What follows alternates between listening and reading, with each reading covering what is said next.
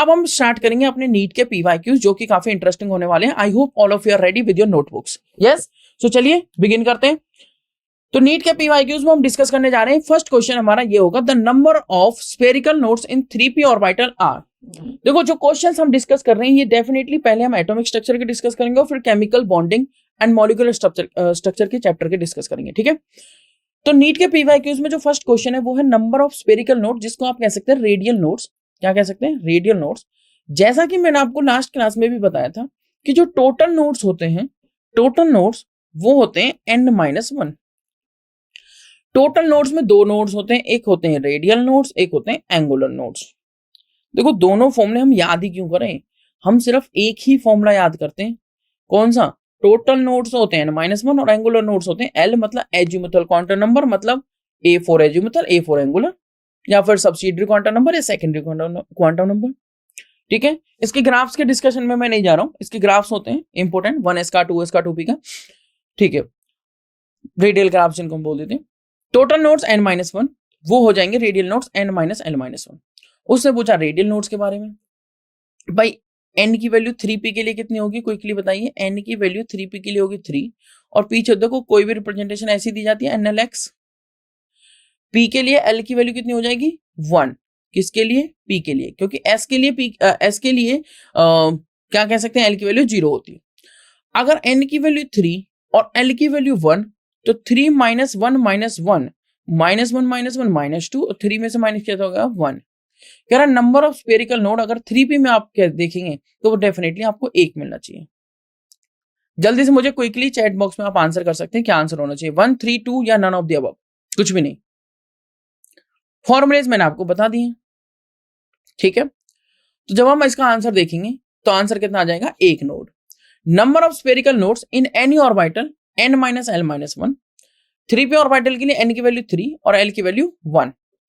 Number of spherical nodes हमने जैसे बताया n-l-1, वैल्यू पुट करने पे आंसर आ जाता है 1 नोड। कितना आंसर आ जाए? 1 node. Very good answer everyone. Answer क्या हो जाएगा आपका? Option A. मूव करेंगे सेकंड क्वेश्चन पर। क्विकली इसका आंसर बताइए क्या होना चाहिए सेकंड क्वेश्चन का answer. Number of unpaired electrons in n2 positive. देखो फिलिंग ऑफ इलेक्ट्रॉन से हम क्वेश्चन डिस्कस कर रहे हैं। अगर हम फिलिंग ऑफ इलेक्ट्रॉन से क्वेश्चन डिस्कस कर रहे हैं तो डेफिनेटली बताइए, डेफिनेटली आपको ऑफ-बाउ, हुंड्स और पॉलीज का यूज करना है। तो बताइए इसका आंसर क्या होना चाहिए। क्विकली मुझे इस क्वेश्चन का आंसर करिए आप। इस क्वेश्चन का क्या आंसर होना चाहिए? आप कह रहे हैं ऑप्शन बी। अगर मैं बात करूं n2 पॉजिटिव, 2 पॉजिटिव का मतलब उसने 2 इलेक्ट्रॉन लूज करे। अगर मैं नॉर्मल नाइट्रोजन की बात करूं तो इलेक्ट्रॉनिक कॉन्फ़िगरेशन होता है 7, एटॉमिक नंबर होता है 7, electronic configuration according to Aufbau's principle हम लिखते हैं 1 ऑफ-बाउ, हुंड्स और पॉलीज का यूज करते हुए 1s2 2s2 2p3 हो गए 7। अगर मैं इलेक्ट्रॉन्स फिल करूं तो कैसे करेंगे? 1s ऑर्बिटल्स में, 1s में एक ऑर्बिटल, 2s में एक ऑर्बिटल, 2p में 3 ऑर्बिटल। एक ही ऑर्बिटल है तो दोनों फिल कर दीजिए, इधर भी दोनों फिल कर दीजिए। सेम स्पिन नहीं रखनी है, अपोजिट स्पिन रखनी है। यही तो कहा है किसने? पॉलीज ने, कि same set of 4 quantum number possible नहीं है।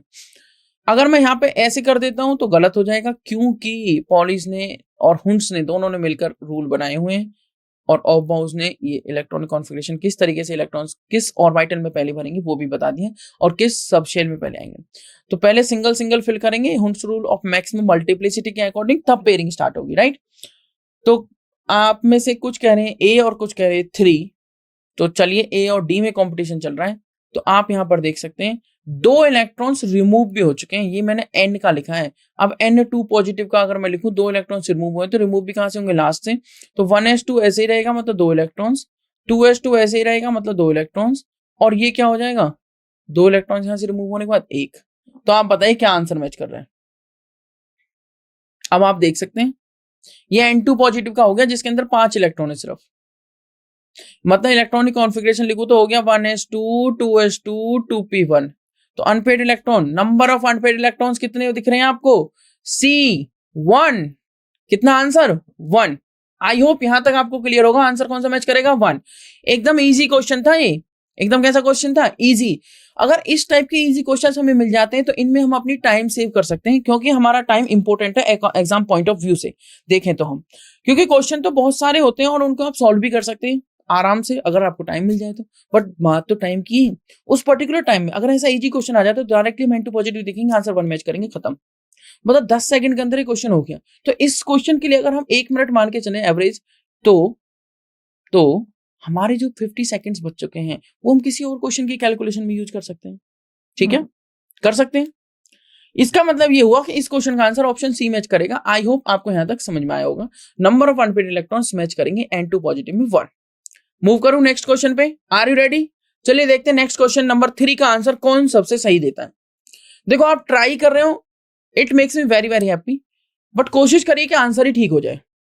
ट्राई करेंगे, अप्रोच लगाएंगे, गलतियां पता लगेंगी, आपने कहां गलती करी थी। गलतियां करने पे माइंड में बातें ज्यादा टाइम तक रहती हैं एक बार से सही करने के मुकाबले में। तो इसलिए अगर आप गलतियां करेंगे तो बातें ज्यादा देर तक रहेंगी।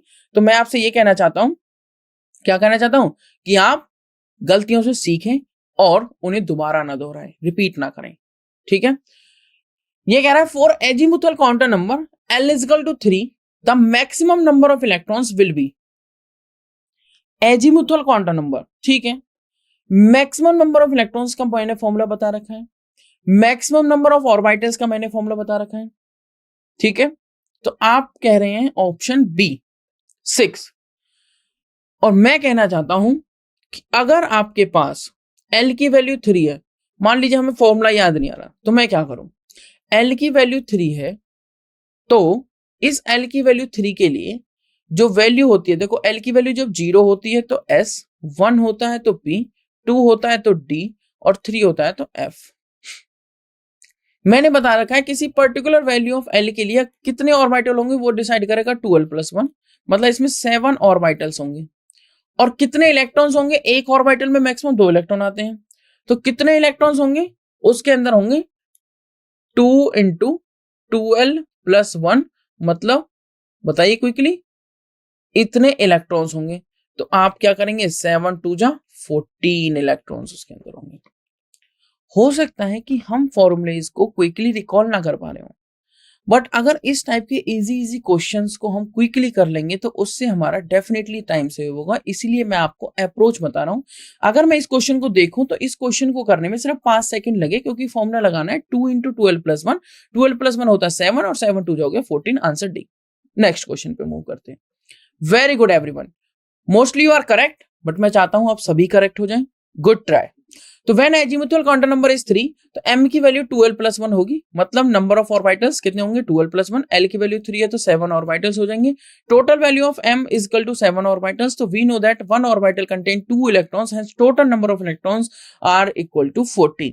हम इस तरीके से सॉल्व करें, या फिर हमें तो ऑप्शन सही करना है ना कि सब्जेक्टिव पेपर है, हमें सिर्फ करना है 2 × 12+1। वी नो द ट्रिक ना, वी नो दिस 14 इलेक्ट्रॉन्स आ जाएंगे अगर L की वैल्यू 3 है तो। अगर L की वैल्यू क्या है 3, तो कितने इलेक्ट्रॉन्स आ जाएंगे, 14 इलेक्ट्रॉन्स। मूव करेंगे अब नेक्स्ट क्वेश्चन पे। Are you ready for the next question? तो इस क्वेश्चन का आंसर था ऑप्शन डी। क्विकली आप मुझे बताइए कि are you ready for the question number 4? So let's see the question number 4 everyone and solve this question. ये भी आपका एटॉमिक स्ट्रक्चर का क्वेश्चन है। 5 क्वेश्चन हम एटॉमिक स्ट्रक्चर के डिस्कस करेंगे और फिर हम मूव करेंगे किस पे, फिर हम मूव करेंगे केमिकल बॉन्डिंग के क्वेश्चंस पे।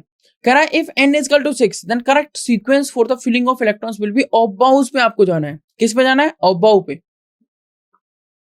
किस पे जाना है, ऑब्बाउ पे। क्या वो सही मेथड होगा?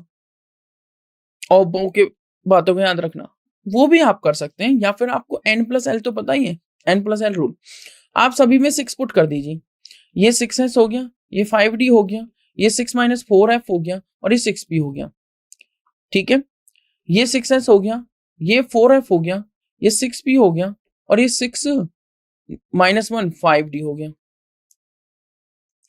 6s हो गया, 6s हो गया, यहाँ पे 6p हो गया, यहाँ पे 5d हो गया, यहाँ पे 4f हो गया, यहाँ पे 4f हो गया, यहाँ पे 5d हो गया, यहाँ पर 6p हो गया। n+l जिसकी लोअर है उसको पहले फिल करेंगे, और n+l जिसका हायर उसको बाद में फिल करेंगे। यही तो बात आती है। तो कुछ कह रहे हैं ऑप्शन सी और कुछ कह रहे हैं ऑप्शन डी। चलिए देख लेते हैं। मैं आपको n+l अगर 6s का बताऊं तो वो हो जाएगा 6x का n+l कितना 6। अगर मैं 5d का बताऊं तो वो हो जाएगा 5 प्लस कितना 2 7। अगर मैं 4f का बताऊं तो 4 प्लस 3 7। तो इन दोनों में से लोअर वैल्यू किसकी है, n की, 4 की, तो 4f पहले फिल करेंगे 5d से, ये तो कंफर्म है। अगर मैं उसके बाद आपको 6p का बताऊं तो 6 प्लस 1 7। तो 4 5 6 में से आपको पता लग गया किसको पहले फिल करेंगे, तो ऑप्शन कौन सा मैच करेगा, डी। कौन सा ऑप्शन मैच करेगा, डी।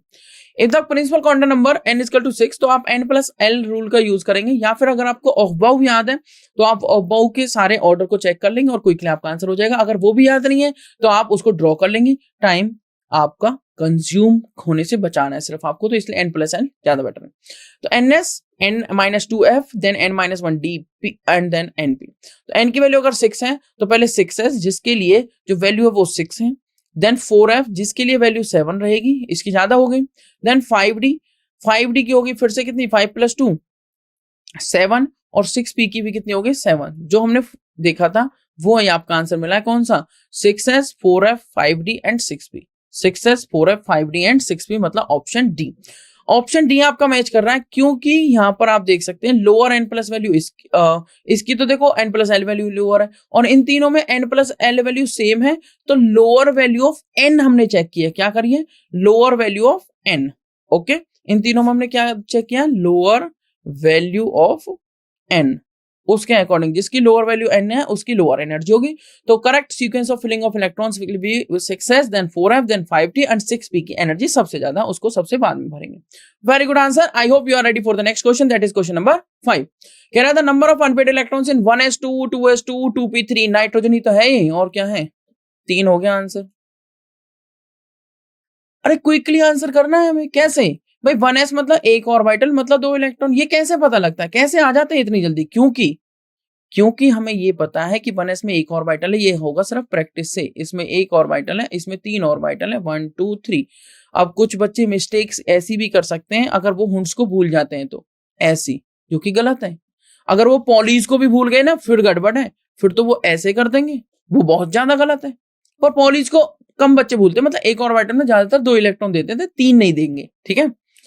तो ये वाले जो है वो बिल्कुल ठीक है, हुंड्स को ध्यान में रखते हो और बाउस और सारी बातों को हमने ध्यान में रखते हो ये रूल बनाया है, ठीक है।